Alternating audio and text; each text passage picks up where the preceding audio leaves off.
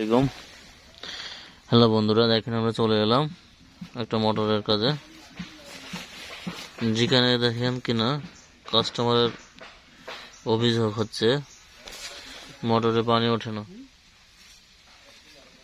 নতুন মোটর দেখেন, একদম নিউ মোটর, মানে 3 দিন কিনে আনছে, কিন্তু প্রথমেই পানি ওঠে না। মনে হচ্ছিল উনি প্রথম যেদিন আনছে সেদিন লাগিয়েছিল, প্রথম লাগানোর সাথে সাথে ভিতরে উনি আপনার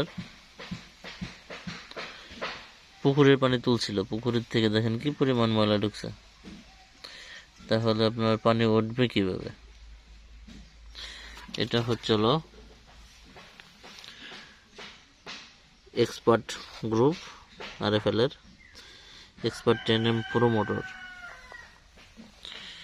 তাই বন্ধুরা, আপনাদের কাজের যে কি সমস্যা এটা দেখলাম, এরপরে আপনারা মোটর যে পানি কত সুন্দর উঠতেছে তার একটা রিভিউ দিব, দেখতে পারবেন। আসসালামু আলাইকুম।